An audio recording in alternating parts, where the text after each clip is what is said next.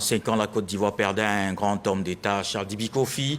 L'homme a marqué le monde économique et financier. Ses qualités d'humaniste restent aussi encore un témoignage vivant. Et comme témoignage, cette personnalité nous a laissé une œuvre, Management des services publics en Afrique, un livre publié en 2007. Deux grands hommes de culture, des universitaires se sont retrouvés pour lui consacrer une journée scientifique le 6 décembre dernier. L'homme aux manettes, le professeur Amoa Hubin, l'homme de culture à qui Charles Djiby Kofi a confié son livre. C'est lui l'invité de la page culture ce soir. Professeur, bonsoir. Bonsoir, monsieur.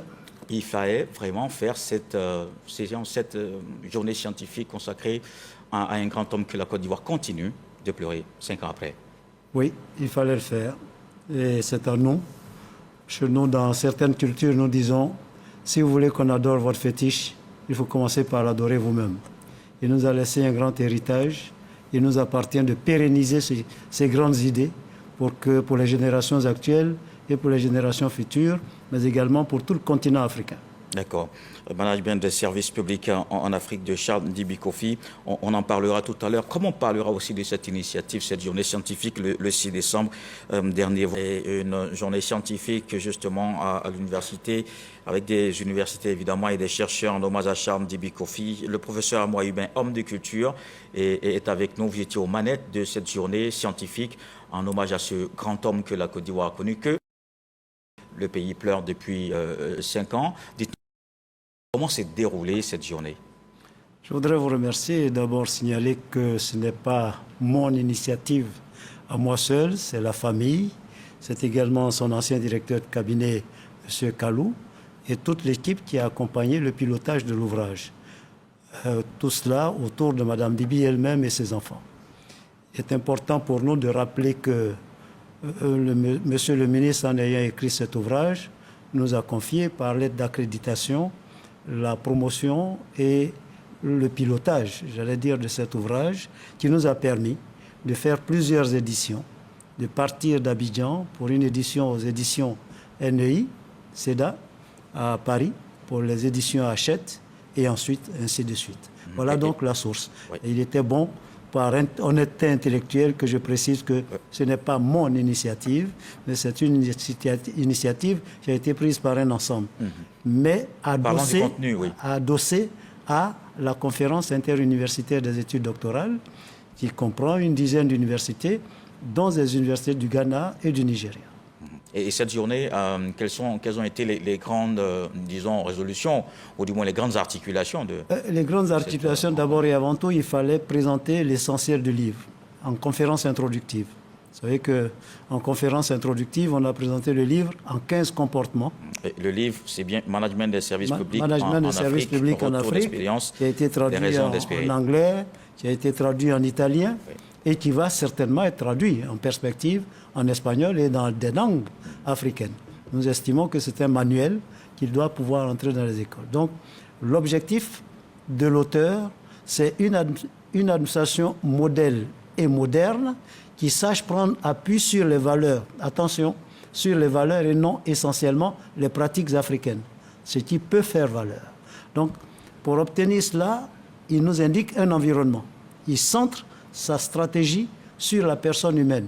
Pour Djiby Kofi, il faut faire en sorte que la personne humaine ait une vie professionnelle cohérente, soignée, harmonieuse, que la personne humaine soit prise en compte pour que celle-là, s'imprégnant de ses réalités et de sa vision, puisse promouvoir une administration modèle et moderne. Donc c'est d'abord l'homme en fait. C'est l'homme au centre de tout, et ensuite il en vient à parler de la méthode, de ses méthodes.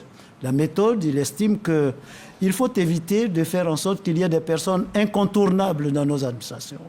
C'est ce qu'il appelle le culte du chef. Voilà. Il préfère le concept, le terme de manager à celui de directeur.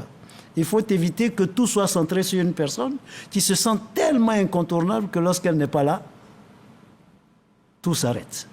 Pour lui, ce n'est pas cela. C'est pour cela qu'il adopte une approche de vision, d'appropriation et d'exécution collective. Il dénonce également le fait que certains patrons, passant par ici et par là, incitent les uns et les autres à être en conflit.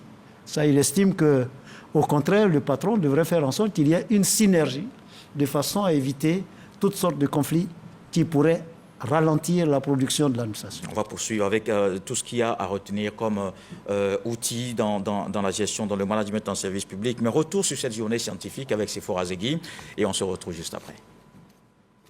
Il y a 5 ans, la Côte d'Ivoire perdait l'un de ses grands serviteurs, Charles Kofi Dibi, ancien ministre de l'économie et des finances, ainsi qu'ancien président du Conseil économique, social, environnemental et culturel. Charles Kofi Dibi a marqué de son empreinte l'administration publique ivoirienne. Son œuvre Management des services publics en Afrique reste une référence incontournable pour comprendre les enjeux de la gestion administrative sur le continent. Cet ouvrage, fruit de sa longue expérience dans le secteur public, présente une analyse approfondie des faiblesses observées dans la gestion de l'administration publique en Afrique, notamment dans des institutions stratégiques telles que le Trésor public. À travers une série de recommandations, il propose une approche pour répondre aux défis et aux exigences d'une administration moderne et performante. Parmi ces 15 principes pour améliorer le management des services publics, l'auteur met l'accent sur la promotion des cadres compétents et discrets. En ce 5e anniversaire de sa disparition, Charles Kofi Dibi laisse non seulement un héritage administratif, mais une vision claire d'une gouvernance efficace au service de tous. Moi, j'ai trouvé l'auteur particulièrement optimiste. Ce n'est pas un afro-pessimiste. Il a des solutions qu'il a énumérées dans cet ouvrage. Oui, puisque le titre même l'indique. En sous-titre, il a retour d'expérience. Des raisons d'espérer. Des raisons d'espérer. Pour lui, il ne pense pas que l'Africain soit une personne qui ne puisse pas s'imprégner des valeurs de modernité au niveau de l'administration centrale. Il est passé de la vision. En tout cas, pour M. Dibi Kofi, c'est l'homme, et l'homme suffisamment libéré en conscience. C'est-à-dire que le cadre qui produit, une promotion doit se faire par rapport aux compétences de la personne. Donc, il met l'homme au centre de son action, mais également, il va plus loin en mettant les outils de performance au service des agents. Autrement dit, et il va plus loin en disant qu'il n'est pas favorable à l'idée que le budget soit consommé de façon mécanique.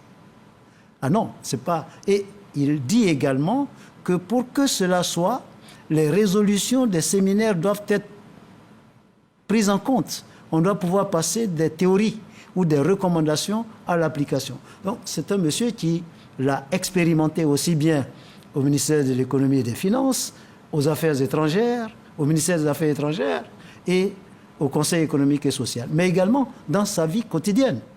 Les amis de Charles Dibi Kofi ont mis en place une plateforme, mais je vous assure que, non pas qu'il ne soit pas là aujourd'hui, mais c'est de façon éloquente et fort expressive qu'on apprécie l'homme. Oui. Alors, comment justement parvenir, parce que je sais que c'est l'objectif de cet ouvrage, à inscrire l'œuvre dans les écoles de management, notamment à l'ENA, en Côte d'Ivoire ici ou ailleurs? C'est le lieu pour moi de remercier Madame le ministre de la Fonction publique et le directeur général de l'ENA de Côte d'Ivoire. Quand nous avons eu l'idée de lancer cette journée, adossée à la conférence interuniversitaire des études doctorales, nous nous sommes adressés au directeur général de l'ENA qui a donné son accord. Et nous sommes adressés au directeur général de l'ENA du Burkina Faso et du Togo. Vous voyez qu'on est entre deux peuples et on a pu faire venir les directeurs généraux des ENA parce qu'en fait, le livre a fait l'objet de plusieurs publications. Il y a eu des regards croisés au niveau des universitaires. On est allé tester le livre au CAFOP supérieur de Yamoussoukro. On a présenté le livre depuis le Sénégal, Burkina, jusqu'à HEC. Je crois que la première dédicace a même été faite à HEC à Paris. Donc c'est un ouvrage qui pour nous doit pouvoir apparaître comme un manuel pédagogique. C'est cela ce qui très prochainement nous sortons, lire Charles Dibi Kofi.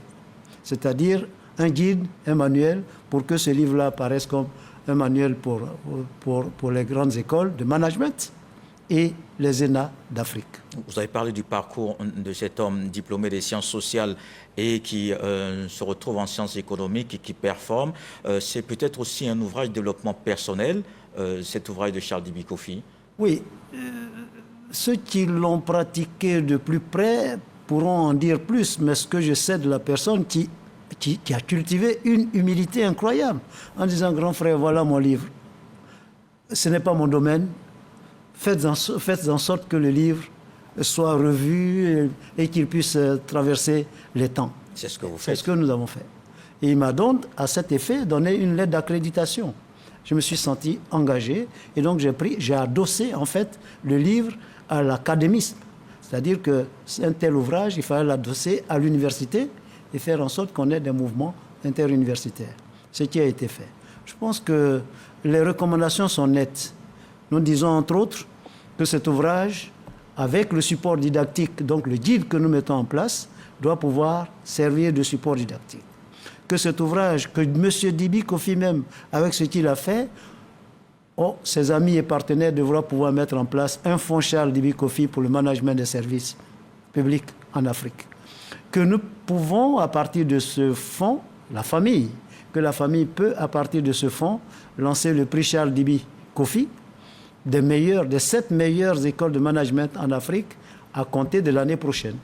Il y a donc des pistes, faire en sorte que, vous savez, M. Dibi a prononcé beaucoup de conférences, il a également fait des recommandations. Là également, nous sommes en train de penser, si la famille le permet, de penser à la rédaction, à la publication d'un livre entretien et d'un recueil de ces conférences, parce que c'est vrai, il est sociologue au départ, mais l'homme est devenu plus économiste que peut-être même des économistes très professionnels sortis des écoles d'économie d'ailleurs. Donc c'est aussi dire qu'il n'est pas pessimiste et donc qu'il a des raisons d'espérer en disant que cette administration peut être modernisée sans que nous mettions de côté les valeurs africaines. C'est fantastique. Ben justement, est-ce qu'aujourd'hui on peut considérer que ces pesanteurs socioculturels sont un peu comme un facteur de contre-performance dans l'administration? Alors, si vous utilisez le mot pratique, oui, il y a des pratiques qui servent, qui sont des pesanteurs. Par contre, si vous utilisez valeur, c'est-à-dire ce qu'il y a de plus beau dans notre culture, respecter l'aîné, mais également le professionnel. Ça donne donc les 10 mots-clés que nous avons pu relever pour lire le texte. Vous pouvez lire le texte en ayant comme mot vision. Vous allez traverser tout le livre à la vision. Vous pouvez lire le texte en partant du mot qualité. Vous traversez performance, etc. Il y en a 10 et nous avons pu faire ressortir 10 mots-clés qui permettent de lire cet ouvrage sans trop souffrir. Surtout que le texte est vraiment bien écrit. Oui. Vous pouvez prendre un chapitre, le lire, avoir une introduction partielle, avoir une conclusion, et le jour même de la dédicace, il nous envoie un mot. Mais c'est ça aussi la communion avec l'homme. En songe, il m'a dicté le texte que j'ai pu mettre à la disposition de tous ceux qui étaient là. Et heureusement, pour ceux qui sont à l'aise en français, c'est possible. En italien, c'est aussi possible. Et puis en anglais. En anglais. Voilà. Et merci. Bientôt, souhaitons que ce soit en langues africaines et en espagnol. Merci pour ce à moi, Urbain, homme de culture. Et avec vous, on a parlé de ce colloque, de cette journée scientifique en hommage à Charles Dibi Kofi, auteur de cet ouvrage, Management des services publics en Afrique, retour d'expérience et des raisons d'espérer. L'invité de la page culture ce soir. Merci, professeur. Et vous restez avec nous, ne décrochez surtout pas. À suivre tout à l'heure votre télé-réalité 1 à 12, saison inédite en route pour la finale qui est prévue le 25 décembre. Voilà qui m'interme à ce journal. Merci de l'avoir suivi. Retour de l'actualité 23h ce soir. Le sage nous apprend que la petite colline fait arriver à la grande. Dieu le voulant, on se retrouve demain.